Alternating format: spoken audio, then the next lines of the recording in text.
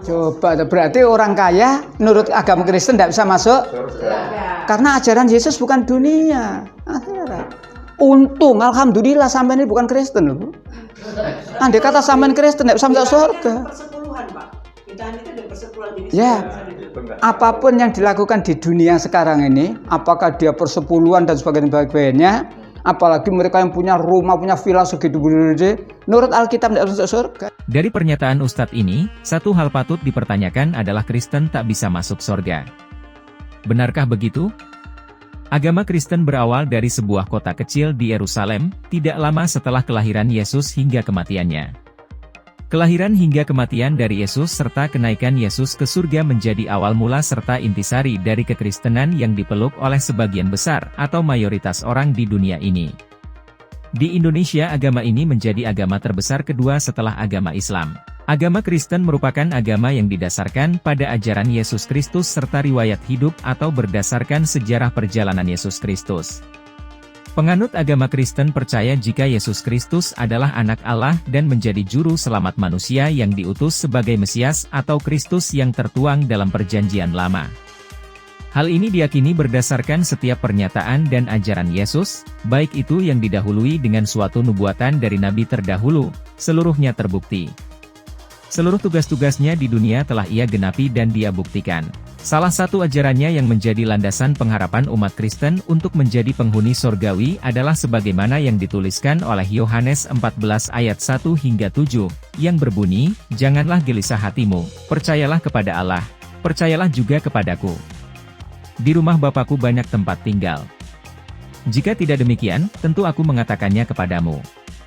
Sebab aku pergi ke situ untuk menyediakan tempat bagimu. Dan apabila aku telah pergi ke situ dan telah menyediakan tempat bagimu, aku akan datang kembali dan membawa kamu ke tempatku, supaya di tempat di mana aku berada, kamu pun berada. Dan kemana aku pergi, kamu tahu jalan ke situ." Kata Thomas kepadanya, "Tuhan, kami tidak tahu kemana engkau pergi, jadi bagaimana kami tahu jalan ke situ?" Kata Yesus kepadanya, "Akulah jalan dan kebenaran dan hidup. Tidak ada seorang pun yang datang kepada Bapa, kalau tidak melalui aku. Sekiranya kamu mengenal aku, pasti kamu juga mengenal Bapakku.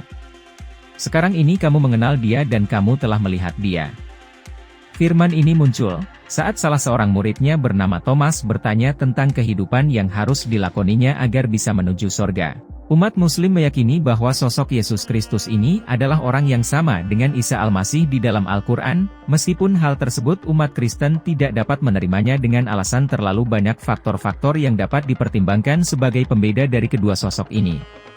Terhadap ajaran Yohanes tersebut, bagaimana umat Kristen meyakini itu? Sesungguhnya apa yang diajarkan Yesus ini sudah terbukti, hingga umat Kristen tidak ragu menjalaninya. Pembuktian bangkitnya manusia biasa tersebut antara lain adanya catatan Matius tentang kematian Yesus dalam penyalipannya. Matius 27 ayat 52 hingga 53 yang menyebutkan, "Dan kuburan-kuburan terbuka dan banyak orang kudus yang telah meninggal bangkit. Dan sesudah kebangkitan Yesus, mereka pun keluar dari kubur, lalu masuk ke kota kudus dan menampakkan diri kepada banyak orang."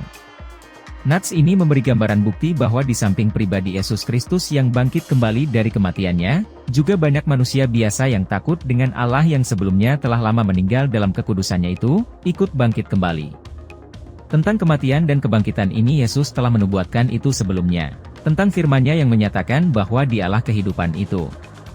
Ini juga sudah terbukti bahwa Dialah sumber kehidupan itu, dan salah satu yang mati Dia bangkitkan kembali adalah Lazarus dari Betania, juga dikenal sebagai Santo Lazarus, adalah seseorang yang dibangkitkan oleh Yesus setelah 4 hari kematiannya. Kisah mengenai mujizat ini tercatat dalam kitab Perjanjian Baru yaitu Injil Yohanes. Ia tinggal di Betania, kampung Maria dan adiknya Marta. Bukti bahwa Yesus sebagai sumber kehidupan. Lalu bagaimana dengan firman-Nya yang menyebutkan bahwa Dialah sebagai jalan itu? Inilah yang dalam proses sedang berjalan saat ini, di mana manusia khususnya umat Kristen sedang berjuang dalam hidupnya agar tetap teguh berjalan pada rel yang telah ditetapkannya. Bila manusia lainnya di luar Kristen, termasuk diri Anda Pak Ustadz tidak mau berjalan pada garis yang dibuatnya, maka alamat cilakalah yang didapatkannya. Jadi, apa sesungguhnya alasan Ustadz ini hingga berani menjamin bahwa agama Kristen tidak akan pernah masuk surga? Hari gini, kamu masih terus mimpi Ustadz. Alkitab adalah sumber sejarah yang tidak pernah melenceng.